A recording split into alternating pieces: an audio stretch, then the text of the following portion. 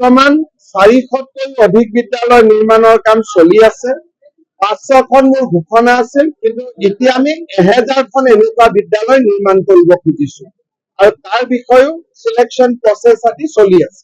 প্ৰতিখন জিলাতে হস্পিটাল বা মেডিকেল কলেজ এতিয়া চাওঁতে চাওঁতে এবছৰ 1.5 বছৰৰ ভিতৰত প্ৰতিখন জিলাতে য'ত ব্ৰহ্মপুত্ৰ নদী আছে তাত এখন ব্ৰহ্মপুত্ৰৰ ওপৰত দলং হ'ব, এখন বিশ্ববিদ্যালয়, এখন মেডিকেল কলেজ, ইঞ্জিনিয়াৰিং কলেজ।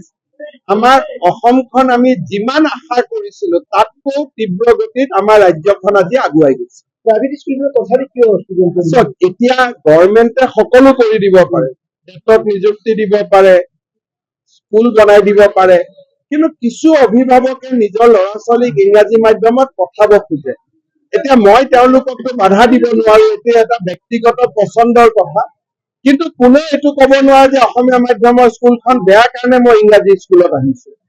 তেওঁ নিজে এতিয়া ক'ব লাগিব যে নহয়, মই ল'ৰাটোক ইংৰাজী মিডিয়ামত পঢ়াম বুলিহে মই এই স্কুলত দিছো। এতিয়া আমাক অন্ততঃ দুখ দিব নোৱাৰিব।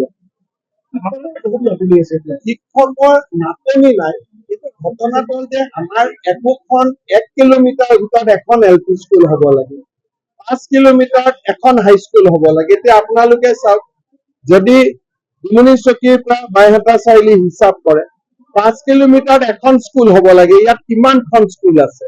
গতিকে অসমত স্কুলৰ সংখ্যাটো নেশ্যনেল এডুকেশ্যন পলিচিয়ে সিদ্ধান্ত লোৱাতকৈ বহুত বেছি। সেইকাৰণে চৰকাৰে অসুবিধা পায় আৰু শিক্ষকৰ নিযুক্তি দিলেও শিক্ষকসকলে ট্ৰান্সফাৰ বিচাৰি থাকে নিজৰ নিজৰ ঘৰলৈ, নিজৰ নিজৰ গাঁৱলৈ। সেইকাৰণে কাগজত নাটনি নাই, কিন্তু প্ৰেক্টিকেলি